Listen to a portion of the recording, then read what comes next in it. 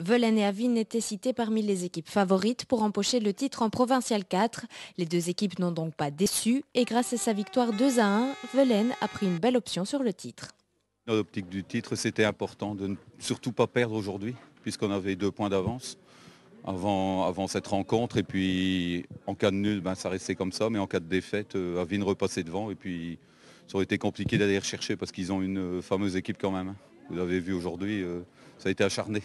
Acharné, c'est le moins que l'on puisse dire. De nombreuses fautes ont été sifflées et plusieurs joueurs ont écopé de cartes jaunes. Après 6 minutes de jeu, Avine ouvre le score via Joe de Volder. Dans les 20 premières minutes, Velen est un peu en deçà de l'équipe visiteuse. Ensuite, la tendance se renverse, mais il faut attendre la 37e minute pour que les locaux égalisent 1-1 grâce à Giovanni Taquet. À 0-1, ça peut être 0-3. Il y a 2 arrêts. Ils nous laissent dans le match à ce moment-là. Parce qu'au début de match, Avine était plus percutant, plus incisif, on va dire, avec un grand Jérémy Meunier qui s'est blessé après 20 minutes. À partir de là, on a repris le fil du match un peu. Et alors, ce qui fait du bien aussi, c'est l'égalisation 2 minutes avant le repos. Enfin, je dirais un grand coup de chapeau quand même à leur gardien de but parce que si après une demi-heure de jeu, on mène 0-3, ils n'ont rien à dire.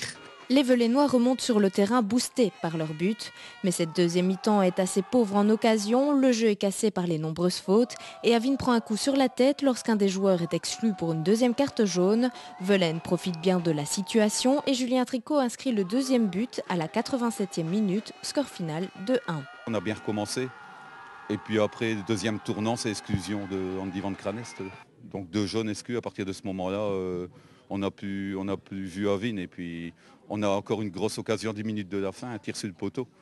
Et puis à 3 minutes de la fin, c'est la récompense du travail accompli depuis le début de la saison. Je suis un peu déçu parce que les garçons se sont quand même bien battus et à 10, c'était pas facile. Velen a gagné, tant pis. Hein. Qu'est-ce qui a vraiment fait la différence en leur faveur ? En leur faveur, je veux dire l'arbitrage. C'est rare que je critique l'arbitrage, mais aujourd'hui je crois qu'on a joué à 10 contre 12. Pour l'équipe de Velen, la première place est une bonne surprise. Ce n'était effectivement pas l'objectif premier. Cette année, dans la progression du club, c'était accrocher ce tour final.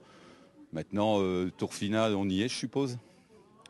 Et maintenant, le titre, il va falloir se battre jusqu'à la fin. Quoi. Il reste 7 matchs, ce sera 7 matchs comme ça, acharnés, et puis voilà. Quoi.